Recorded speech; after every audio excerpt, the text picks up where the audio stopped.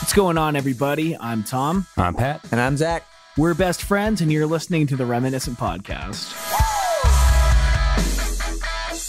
They say you can't choose your family. Well, you also can't choose which era of music you grew up in. This is a weekly show where we discuss our favorite bands from adolescence and how they continue to shape our lives today. Each week, we'll head back to the early 2000s and take a closer look at the cards we were dealt. Good morning, Pat. Good morning, Tom. How are you? It's good. It feels good to not be recording at like midnight. It does, though the noises of the day I know are going to perturb you for sure. I turn my heat down as low as it'll go. Okay. That's not true. As low as it'll go would be 0, but there's still some. But yeah, how's it going? It's good, man. You know, I told you about that chair that I bought a while ago for premium comfort. Well, I bought a storage ottoman to throw underneath my desk. So now my feet are up. My chair is reclined. I'm like almost laying down right now while I'm recording. And this is just how all podcasts should be recorded. You should do a masterclass.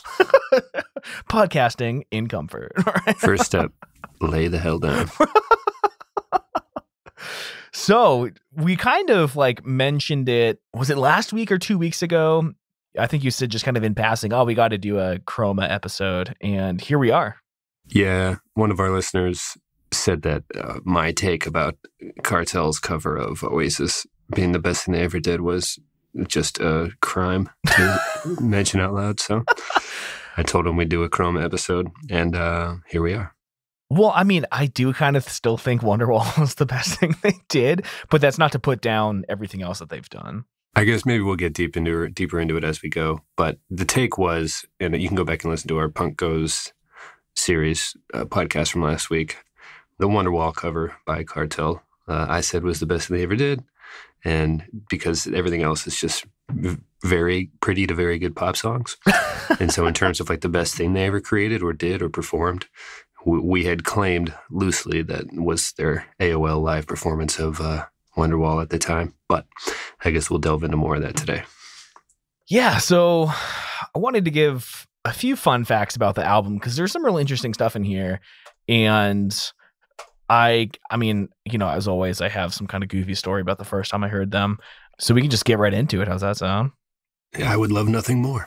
All right. So the album was recorded by Zach Odom and Kenneth Mount at their studio at Tree Sound Studios in Atlanta between the months of May and June 2005.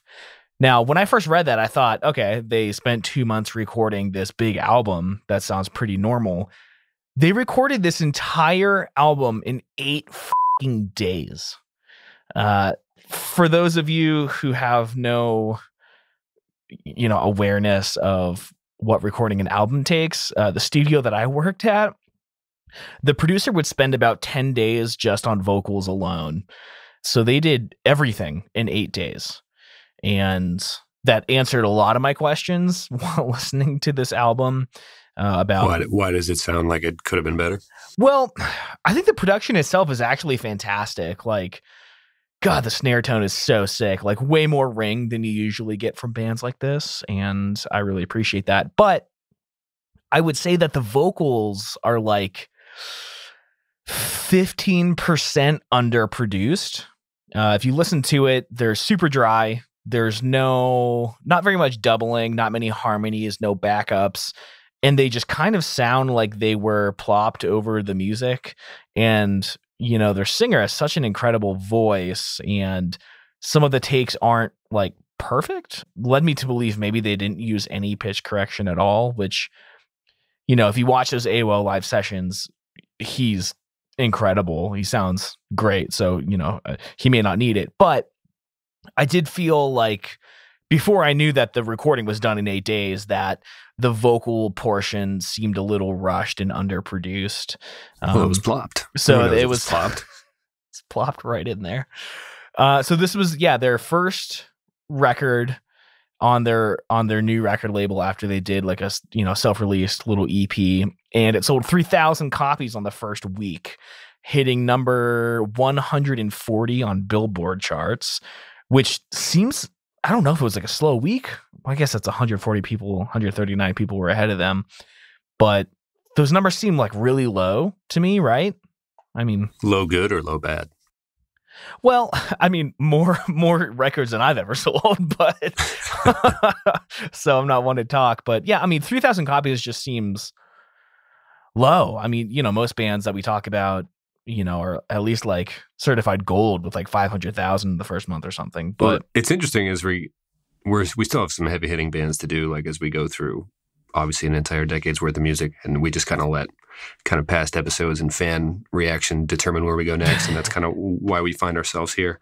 But it comes from the whole sentiment from last week about what was the best thing they ever did, how many people had honestly or even say anything else on their iTunes libraries and things like that. I mean, how many people were watching Fuse, and is it a very small portion of the population that were even very aware of Cartel? Yeah, I don't know, because all I know is my experience, and I was very aware of them. So I guess you just assume everyone was, right? But yeah, apparently not. Everyone who's anyone, Tom. Right. So they charted a little better on the U.S. indie charts. They reached number 38, and they peaked at number 2 on the Top Heat Seekers chart, which is no small feat. I mean, that's significant. Their first single, Honestly, peaked at number 89 on the Billboard Hot 100. And the song went to reach number 55 on Pop Songs. And, I would like to see what other songs beat them out during that week. But, well, we can have our research team jump on it. And by the end of the show, we'll get right back at you. Yeah. So, yeah, those are kind of the fun facts. I mean, I think the 8 days thing is crazy. Their next album, which we're not talking about, but they did that Band in a Bubble where they like wrote and recorded it in 20 days. And I just don't understand why these guys are doing it to themselves. Like, I know you pay by the day in the studio, but 8 days, man. My God. Was the Band in the Bubble thing like a competition at the time? It was like a reality show where they were in this glass, like igloo looking thing that had living spaces and a recording studio, and they couldn't leave for 20 days. And they had to like write and record their next album. Yeah, that's tough because you come out with a record that is selling, and you have 2 hit songs, you have music videos, and then you could either take the time to dump a year or 2 years worth of effort go into a hiatus, use that money, just live, be comfortable after your tour or whatever, write as best of a sophomore album as possible, and hope it's good enough to continue being famous, or even sucks bad enough that people would pay attention to see if you get it right the third time. It's weird to go in the other direction and be like, let's capitalize on this momentum by doing a reality show to force our second effort. I know. And just kind of it's interesting because if you're already assuming that like bands have that first record, they've been working on it probably kind of their whole life. I don't know if that's the case with Cartel. They had like what they put out their own EP before they ended up signing with whoever. They played at some show in the Atlanta area or in Georgia somewhere, and they got picked up and signed this one. I think, what is it, Lucky Street? One of the tracks on Chroma was actually on their EP that they self-recorded at first. Yeah, something like that, yeah.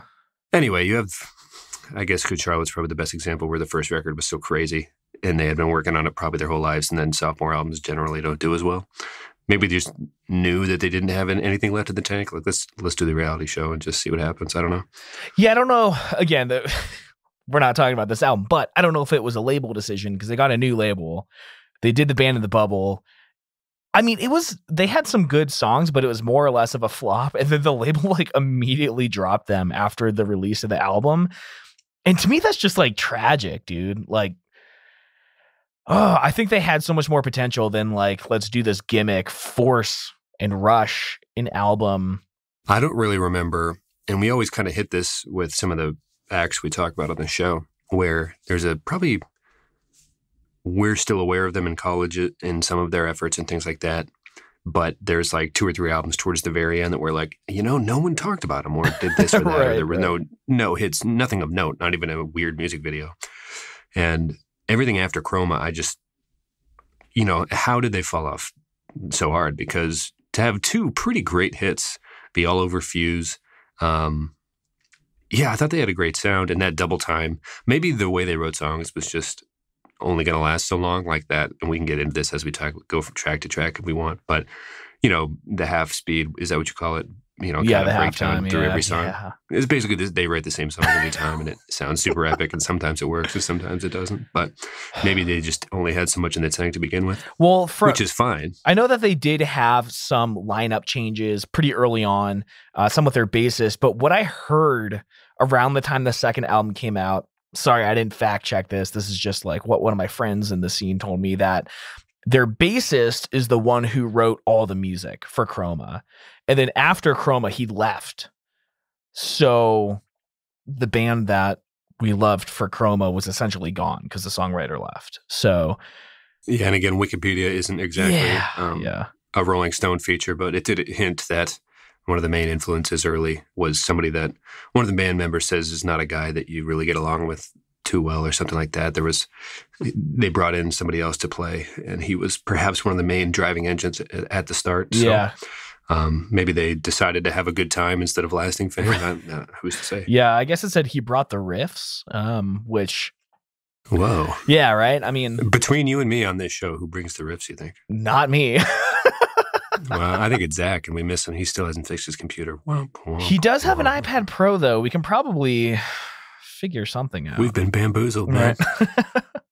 I kind of like said this before on The Punk Goes with Wonderwall. That was the first time I heard them, and I put them off for a long time because I remember being in Mr. Lasher's 10th grade AP World History class, which, by the way, everyone, we were freshmen at the time. The sophomores told us, take AP World History, because we had to graduate with like 5 APs or something, advanced placement. And they said it was so easy. So everyone in our class took that class.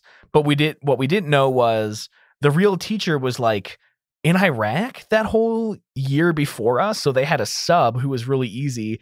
And then he was back for our class, and it was like the hardest thing I've ever done in my life. Yeah, he ran it like an actual, like the classroom. He ran it with military precision for sure. It was like, oh, it was bad. So anyway, I remember Dan Majeski, who was a kid I've gone to school with since like kindergarten, I think. He lives 2 blocks away from me. He recommended the band Cartel. And at the time, he listened to like a lot of like metal, but not the kind that I was into. So I was like, oh, okay, it's probably some shitty metal band or something. Because really the name of the band could go one of several different ways, right? Based on what just the word means. You're like, pumpy pock. Right. Pock. I'm not even going to try that one again. But yeah, this was the last thing I would have expected. Exactly. So I remember like going through whatever on-demand TV station, they had AOL Sessions, and I heard Wonderwall, and it blew my mind. And we were like filming some video for Mr. Lasher's class at Dan's house. And I remember being like, hey, listen to Cartel, man. That's really good. Their song Wonderwall is amazing. And that was the day I found out Oasis existed, because I didn't know it was a cover. And he was like, yeah, that's Oasis, man. You don't know them either? So like, Dan, wow, you're more hip than we thought. I know. So, yeah, man, that was my first encounter with Cartel. And it's just like, there's so many bands that I've slept on and then later regretted not having more time with them when it was more pertinent. But yeah, we mentioned this last week too, that Wonderwall hadn't become a, like, I don't want to use the word meme, but kind of an overplayed college party bro acoustic song yet, at least to our understanding. Maybe it was, but Oasis was still just a good band, I guess, that was, yeah, it wasn't a thing yet. So it wasn't weird for them to even try to cover that. Punk Goes, whatever, was still thriving and not weird and something that was in the rearview mirror yet, So this was all like, it sounds like, wow, what a lame selection of things to be listening to in somebody's backyard while filming a video for homework. But no, it was totally, this was like a product of the time for sure. Yeah. So let's dig into the album. Starts off 3 bangers in a row, right? I would say it's one of the strongest. For a while, I thought 3 Cheers for Sweet Revenge might be like the strongest start a record gets off to. My Chemical Romance's 3 Cheers. Sure. But like their first 5 is crazy.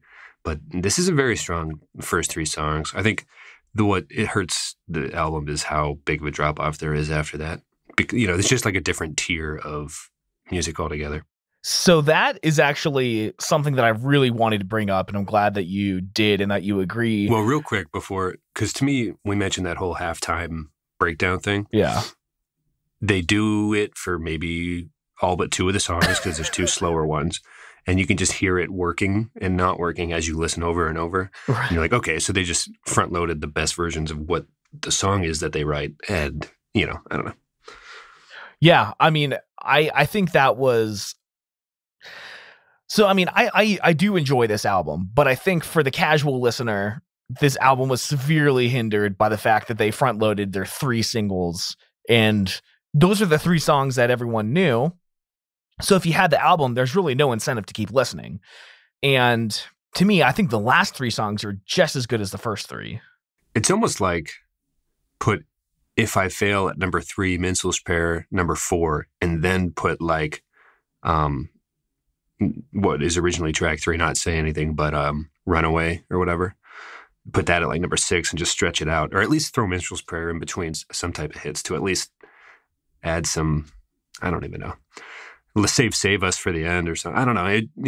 To me, it's like there was no planning at all. It's just like, let's just get away with the money while they're still listening to tracks 1, 2, and 3. And I don't know. It's feel like a robbery or something. So I actually disagree with that point, though, because I don't think that the first 3 needed to be all right and around the front. But the thing that I do appreciate this album is that it was written as an album. And if you really pay attention, a lot of the songs bleed into the next one.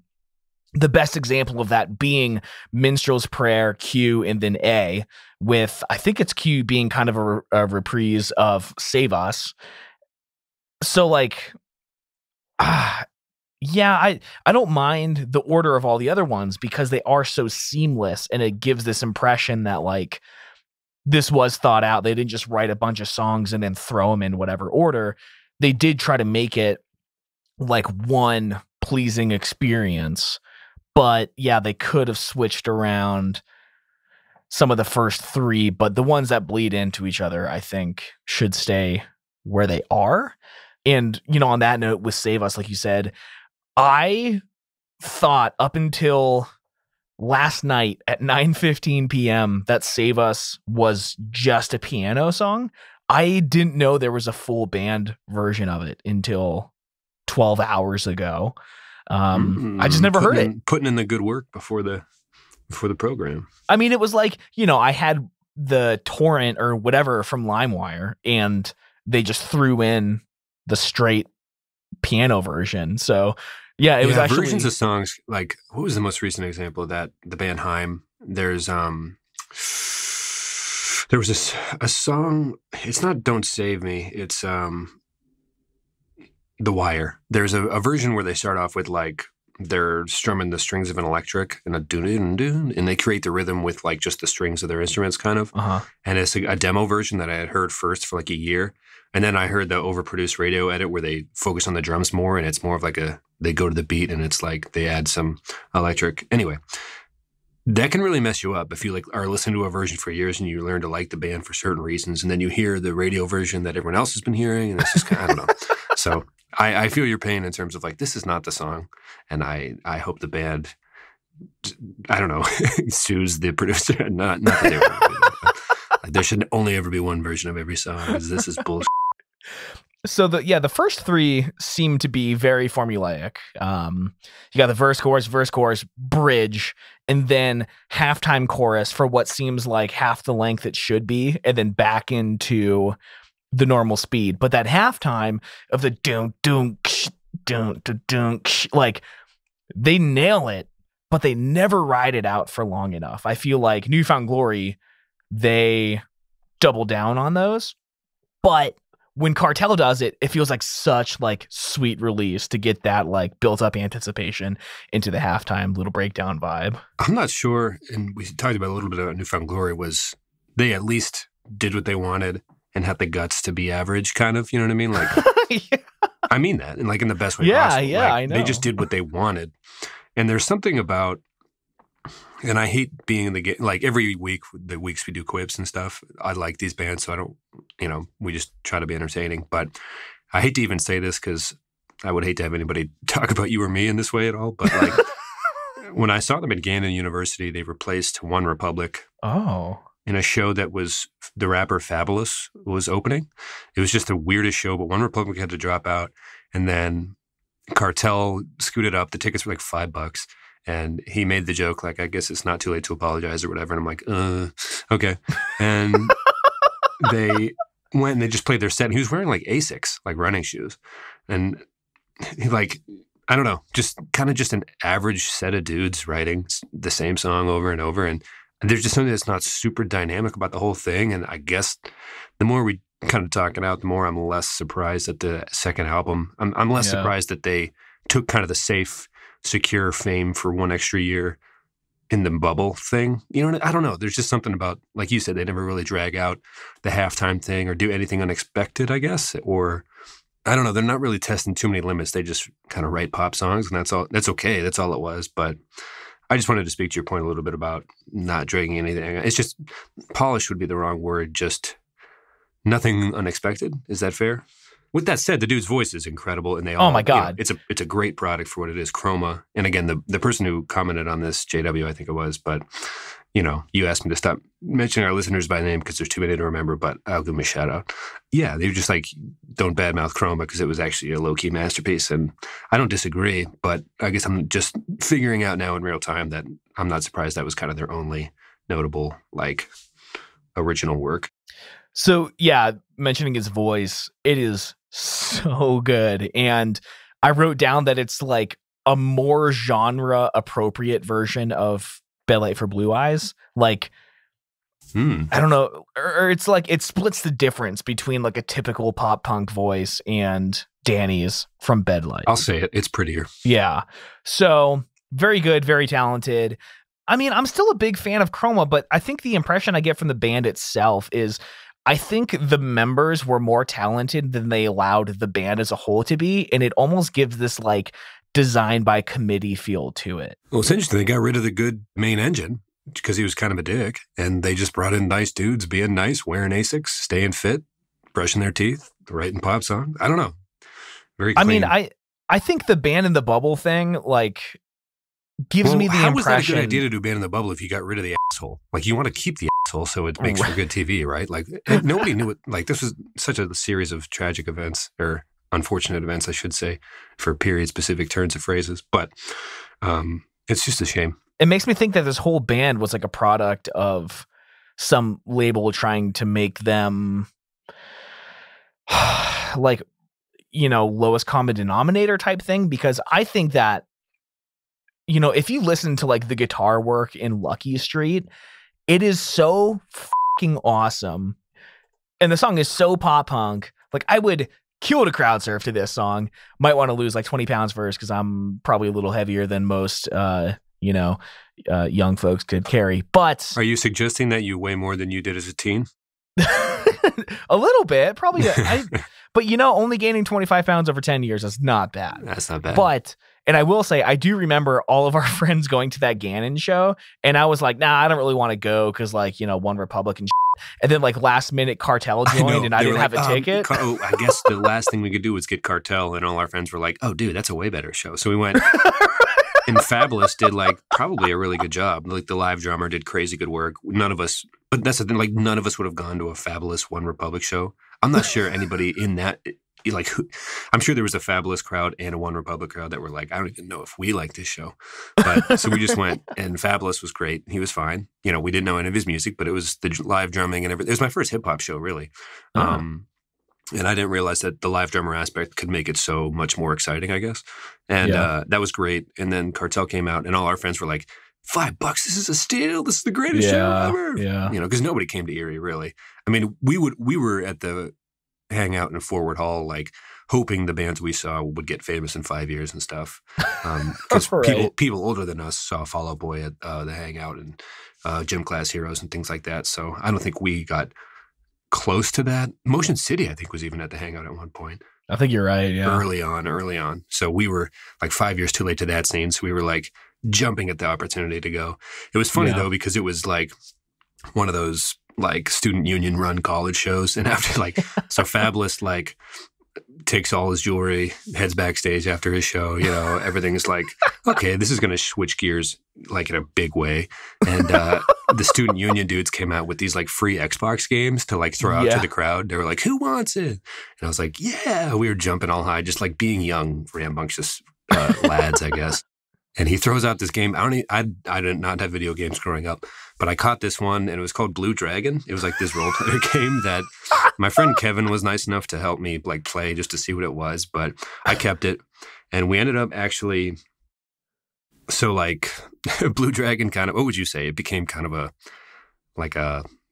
thing amongst our group. Yeah, and it was before the video game, so this preceded that.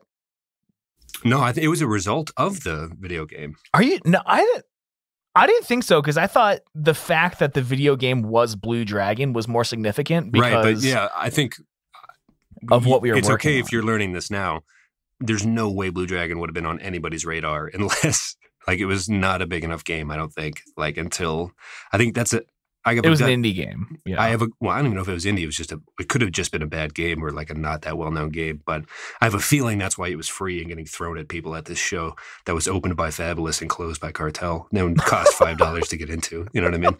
Like this wasn't, they weren't going to be tossing out like, I don't know, Medal of Honor. That's not a name of a video game. It's an old one. Oh, is it? Okay, it's cool. an old so that one. technically counts. I think I'm trying to, what the hell is the one? Call of Duty? Oh, yeah, that's what I'm thinking. Fortnite. But explain the significance of Blue Dragon to our friend group. Well, that's the thing. So we thought it was just hilarious. Like, what the hell is this game? And some of our friends who were in ceramics would get creative, I guess you could say, in terms of what they made, and had the teacher's assistant pull out of the oven early the next morning before she got in. And there was, I think somebody made, I'll say, a tobacco pipe of sorts. A tobacco bong? And somebody actually managed to pull it out, and that piece of art got nicknamed Blue Dragon and used at, from what I understand, several parties, and then it got lost at some point. But there was like a sign people were doing with their hands and stuff, and it was almost there was kind of a weird Blue Dragon subculture there for like a quick minute. So anyway, so it was a life-changing show for more ways than one. I'd like to believe in my heart that ceramic piece of art, that tobacco pipe is sitting somewhere in someone's room, but it's probably one of our friends probably broke it and dropped it and just lied about someone stealing it or something. In fact, I'm fairly certain that's the case. So I mean, okay, so I did ceramics all 4 years in high school, and I was actually pretty good at it. So I remember one of you guys, I don't know if it was Cameron, calling me in for help to like put this thing together, because things can like explode in the kiln if it's not done properly. And we were trying to like have someone go in and extract it before the teacher got there. So it had to go well. So dude, so it was so like, I remember someone mentioning that it was still hot as hell. So they had like the gloves on. Oh God, trying to find like who stacked this. Why did they? It was kind of like an Ocean's 11 movie going horribly wrong. Like, why is it at the bottom? I told them to put it on the top. So the oven's just on. On. So there's like 17-year-old me, right? Still straight edge to this day. Never smoked a tobacco bong in my life. Right. And I'm like, you never smoked art. In the back corner of the ceramics room, helping my classmates attach this thing properly. They all probably knowing I'm in a really weird position here, but one other feature of Blue Dragon that I remember was the shaft to the bong was so phallic. Because it had been hand-shaped, right? Handcrafted artisan type piece. And someone had penis on the brain? had worked it into what they felt was appropriate in size to this, where the tobacco would go and things of that nature. And the end product, I remember distinctly seeing when it came out, it almost had a vein. It was quite phallic, this piece. So whoever did end up smoking tobacco out of it would probably feel as though they were. Well, anyway, it was quite the work of art, I think, is what I'm trying to say. So anyway, this is the Cartel episode, not the. Well, it would have never happened if they weren't the student union again. It wasn't throwing out the least sold video games of that year, I'm sure, is what it was. So funny. I still have that video. You were elected school president and then impeached like pretty soon into the next year, dismissing the entire school as the new president for summer break at the end of our junior year. You told everyone to leave, and you threw up the blue dragon symbol, which is like if you make the OK sign with both of your hands and then put them together, it makes the BD for blue dragon. We were just mostly trying to make a B and a D, kind of. And then they kind of, But then again, I don't know. What's that movie with Tom Hanks, Angels and Demons? But that was the sequel, the one before that, Da Vinci Code, where he like reads signs perfectly. I'm sure if he saw that, he'd be like, "These kids don't understand what they're doing. This is actually very bad." So we were mostly just trying to make the letters B and D for Blue Dragon, and it was fun. It was, because it was a piece of art that we had made, and we were sure no one knew about it, but everyone probably already knew. And I think it was broken and not in use by the time I threw that up. But it was just it was very dumb, very silly. But so yeah, back to the band. Anyway, it was weird seeing them in person because they had Asics on, and they were just like the least rock and roll dudes ever. Like they were just not frat bros. They were just clean cut dudes. They just like a good group of boys. Yeah, just like singing pop songs and hanging out. I mean, I think they were the definition of normcore, like for sure. Especially Whoa, interesting. Yeah, I mean, to make the joke, it's not too late to apologize. After filling in for One Republic, I'm like, I don't even think they're trying to beef. I think they're just like, that was the joke they could think of. You know what I mean? Like they're just not super dynamic, and that's fine.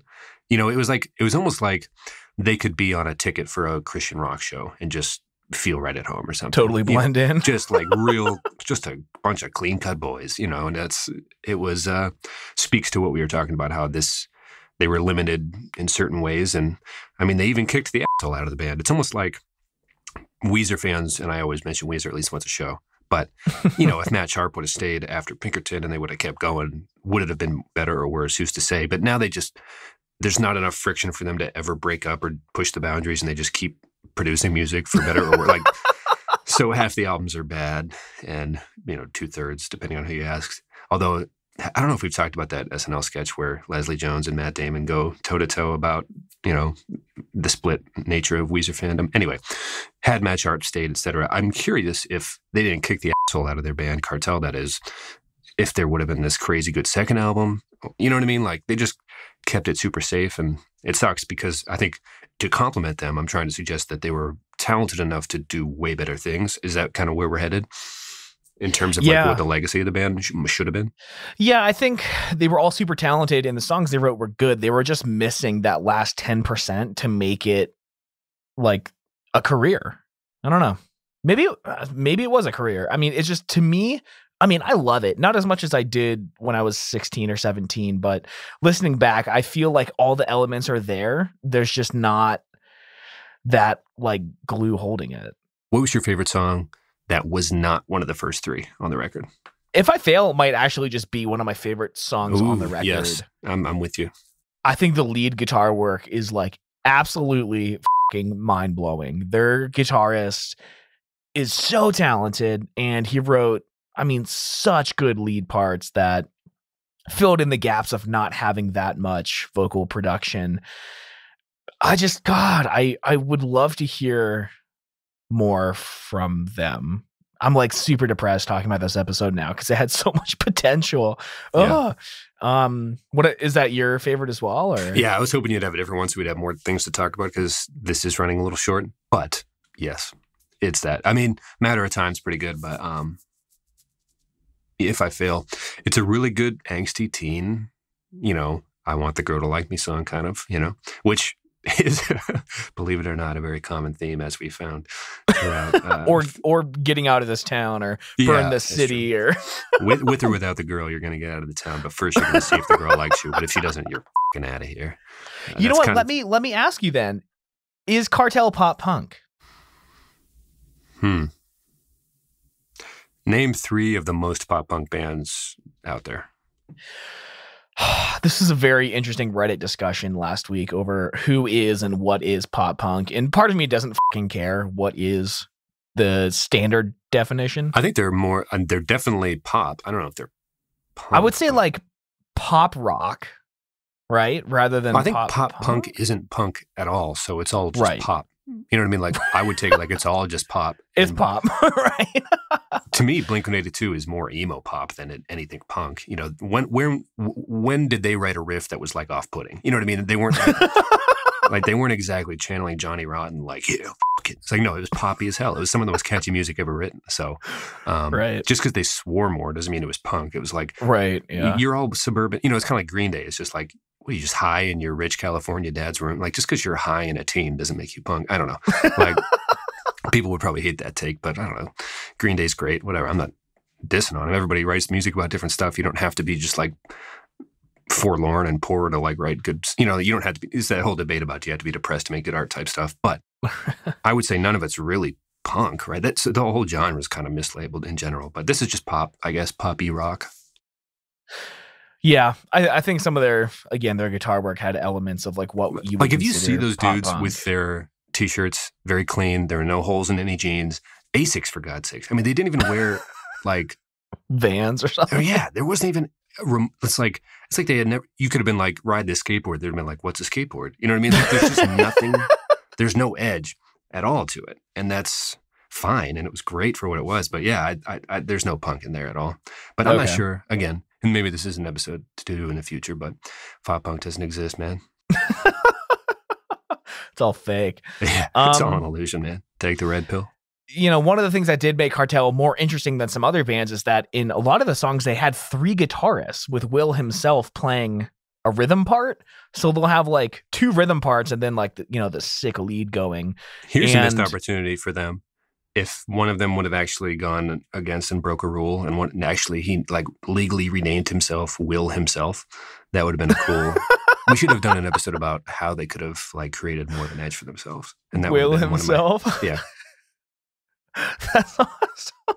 So, I mean, they had intricate guitar stuff. They could have been so much more. I think that's just going to be what I'll leave it with. They could have been so much more. Yeah, so much more. Too late to apologize. But want to give a song of the week? John. I would let you go first, I think, if we did something like that.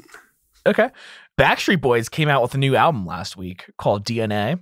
You know, Jessie I said, what should we do this week? I was playing Cartel. She was like, I don't like this. Every week you don't do a Backstreet Boys episode, you've failed me. I was like, oh. Well, yeah, what was funny is you texted me saying Jessie says Backstreet Boys. And I mean, there were 2 things going on there. You didn't know just the night before, Megan and we got kind of like, sleepy to the point where we got a little silly, and we were like laying in bed blasting Backstreet's Back on repeat like 7 times in a row as we were trying to sleep. And then, Jessie said Backstreet Boys. I was like, oh, that's weird. We were just listening to them. I didn't know at that time that they just put out a record. So maybe that's what she was referring to, right? I think she just wants to listen because I don't know if she was aware of their new stuff. But she often discusses that, you were either an NSYNC person or a Backstreet Boys person back in the day. And she, after a couple glasses of wine, she'll say, I'll tell you what, I was firmly in the Backstreet Boys camp. So well, let's get her on, dude. Yeah, she would love to talk about whatever that album was, but Millennium, right? Probably, yeah. But she said she knew every word to that record, and I believe it. I've heard it. I've seen it. I do too, man. It's good. It's really good stuff. Fantastic. Oh, here's one of my favorite like YouTube things is to go back before NSYNC and Backstreet Boys were famous, and they're like going to their first talent show, and they're all trying to, like wearing their dad's blazers that kind of match like color, and they're just like, yeah, we're going to be famous, and they like actually have good harmony and they sing well together. You're like, interesting to see them on the grind before they made their first pop hit. So yeah, I guess 19 years or something since Millennium came out. Well, I guess we were led to believe that like one of them like pleasured a studio exec and they're like, you're famous now. But no, they were like going to birthday parties and harmonizing and stuff for their aunts. And, like there's actually a moderate grind to it. So yeah, actually I would love to do a Backstreet Boys episode now that we talk it through. Let's do it, man. I mean, so DNA was pretty good. It was less of like a boy band album, more of just a good pop album. And the song No Place is just a really good song. Interesting to me. It's interesting because they're all dads now and they had that Vegas residency for a little while. I don't know if they still do, but actually, let's do that next week. Well, we're doing the draft with a special guest at some point, but let's plan for a Backstreet Boys episode. Okay. All right. Get Jesse on here for the hot take machine. She would love to. JK Butts. JK Butts. Her pen name. That's right. We'll explain that later. Yeah, sure. Yeah, I think I might go. It's tough because I haven't. This is one of those things where I'm going to say this is what I'm going to listen to over the next week, but I haven't yet, so I don't know if I'm recommending it. But I read some good feature about Mac Miller and how his latest album was this and that. He was going to start doing more of his own stuff or stuff that just interested him. Anyway, I might be butchering the point of the whole article, but I'm trying to look up what the name. Let's say self-care off swimming, but generally swimming in general, I think I'm going to go back and re-explore because I do like some of his music, but I didn't get a chance to dig into that album because kind of the news of his death and everything kind of overshadowed everything. But yeah. I think I might delve into that to see if it's good. I saw the Tiny Desk concert and I wasn't totally blown away, but anyway, I don't know if it's my recommendation, but it'll be on my playlists this week coming up. Awesome. Cool. Well, I guess that kind of closes it out. You want to talk about Ron for 30 seconds? Let the people know. I'll let you do it. So we hired an editor / friend to read through the book and got a lot of good advice. We reworked it the other day. We have another person reading it, and tentatively, we cannot commit to it, but tentatively, we're looking at a March 15th release for the book with pre-sales coming up soon in the next couple of weeks. So real quick before we go, could you throw like just a couple club horns on that? Let's do it. Only two though. Only two. The sample I downloaded has 3. Well, I guess we're in a predicament. Now I kind of want to hear the set of 2. And then the set of 3. And then maybe after we hear it in the episode, we'll decide how to move forward with all that. Yeah, so you'll be able to have a physical copy of Ron Carnage, which we've been working on for... Or a digital copy. Almost 2 years. Or digital, yeah, both. If you buy the physical, you also get a free digital along with it. So sounds like Amazon makes it pretty easy for people. It does, yeah.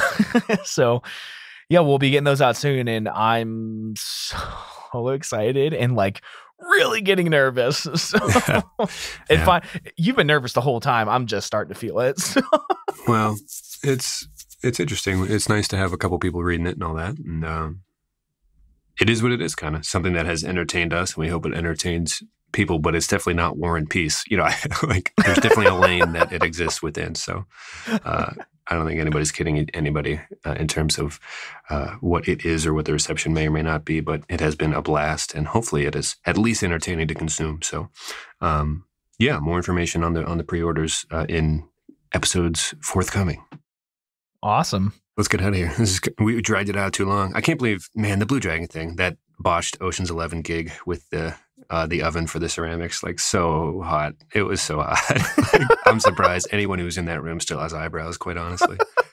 Like, some people, like, we ran out of actual gloves that are used to use it for the stove. So everyone had their winter gloves, just like, quick, anybody, don't break them. Because we were trying to gently set all these half-baked things on the table and put them back in before. It was just an utter mess and a huge safety violation, I'm sure. So, oh man, all in the name of art. But all right, bud, I love you. I'll talk to you next week. All right, love you too, man. See you.